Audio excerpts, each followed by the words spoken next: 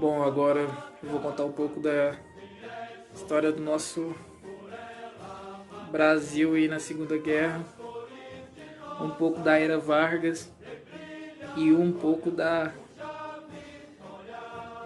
Operação Nordeste, a declaração de guerra dos Estados Unidos contra o Brasil. E de repente surge do mar 50, 100 mil soldados e fuzileiros navais americanos, armados até o dente, prontos para tomar o Nordeste brasileiro. Ponto estratégico para o mundo durante a Segunda Guerra Mundial, pois era isto que estava previsto na Operação Nordeste, plano idealizado pelos Estados Unidos antes do Brasil declarar apoio a eles.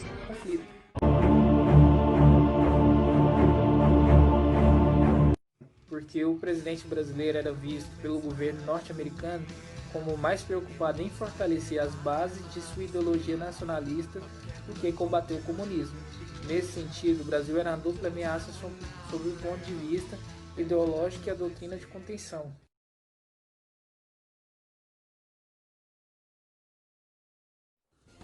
Bom, o plano realmente existiu e foi descoberto anos mais tarde por um oficial da Marinha do Brasil, enquanto fazia curso em uma escola naval dos Estados Unidos. Viu documentos em cima da mesa, todos riscados com anotações, deu uma folheada entre eles e lá estava essa ordem de operações.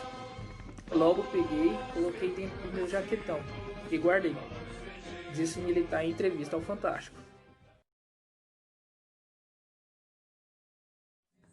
Bom, de acordo com os documentos secretos de 57 páginas produzidos pelo Estado-Maior do Exército dos Estados Unidos, o plano previa que, se houvesse resistência, a ordem era bombardear Natal durante 15 horas.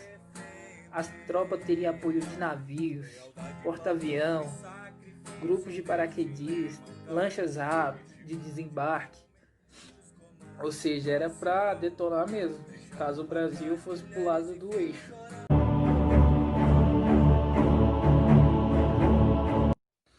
E a reportagem do Fantástico conta que o plano foi feito depois que autoridades brasileiras demonstraram simpatia pela Alemanha nazista, no período em que o Brasil estava sob a ditadura Vargas. Se por um lado os Estados Unidos queriam a permissão do governo brasileiro para instalar bases americanas no Nordeste, pelo lado brasileiro, Getúlio Vargas queria que os americanos financiassem a tão sonhada usina siderúrgica de Volta Redonda.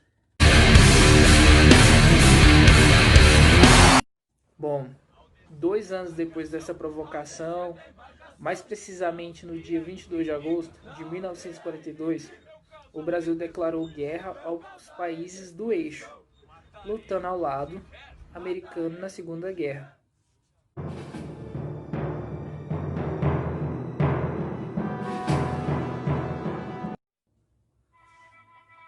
Os acordos deram origem à Força Expedicionária Brasil e garantindo os recursos para Vargas construir sua usina brasileira.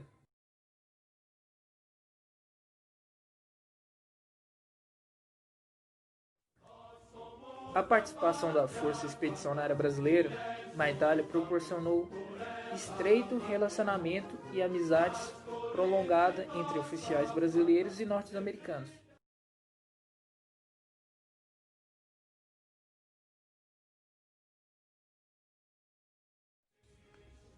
A participação brasileira na guerra deu-se a partir de 1942, com o rompimento das relações diplomáticas com o eixo, e o envio de tropas em junho de 1944 colocou o Brasil como o único país da América do Sul a enviar soldados sob sua bandeira para a guerra.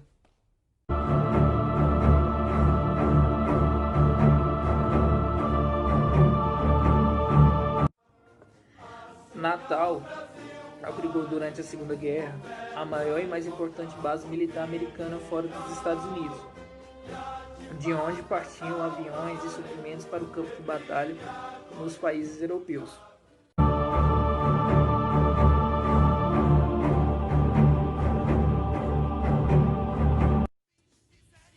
Os Estados Unidos assistiam o crescimento e a influência alemã no Brasil, com temor e cautela durante a década de 1930.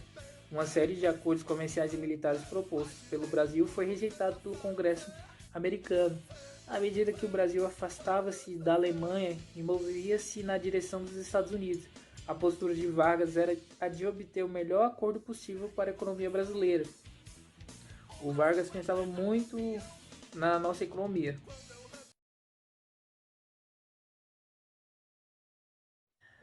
A declaração de guerra contra a Alemanha aconteceu no mês de agosto de 1942. A partir disso, o governo brasileiro realizou um esforço para a mobilização de soldados para enviá-los à guerra. A participação brasileira não foi uma exigência dos Estados Unidos, dos aliados, e sim uma demanda que partiu do nosso próprio governo, nosso governo brasileiro. Lutar, vencer e nunca desistir, guardas! Para isso, o governo criou, em novembro de 1943, a Força Expedicionária Brasileira.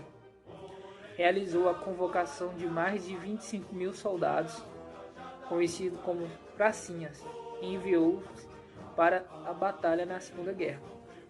O exército brasileiro foi liderado pelo general Mascarenhas de Moraes e foi integrado com o 5º Exército Americano para atuar na guerra no norte da Itália. Para quem acha que o Brasil nunca participou de uma guerra, tem idiota que fala isso, que o Brasil nunca fez nada. Ele teve um grande papel aí para desenrolar essa parte contra os fascistas na Itália e os nazistas na Segunda Guerra. A atuação do Brasil na guerra, como um todo, foi praticamente invisível, mas foi importante para a conquista de Monte Castelo, local estratégico que era utilizado pelos nazistas como defesa. Ao todo, estima-se que 454 brasileiros tenham morrido em combate. A luta do exército brasileiro contra regimes ditatoriais e totalitários na guerra foi utilizado pela oposição do governo como pretexto para exigir o fim da ditadura Vargas e a imposição de medidas democráticas no país. Vargas acabou sendo deposto ainda em 1945. A partir do movimento que se iniciou em 1946 e o do retorno de Vargas ao poder pela via eleitoral, os assuntos internos brasileiros passaram a ser observados com especial interesse. Os discursos de campanha de Vargas nas eleições presidenciais de 1950 eram acompanhados pelos órgãos de segurança norte-americanos, ou seja, eles monitoram a gente, controlam a gente, já não é de agora. Quando ocorreu o golpe de 1954, os Estados Unidos já haviam montado uma ampla estrutura de segurança exclusivamente para cuidar da América Latina.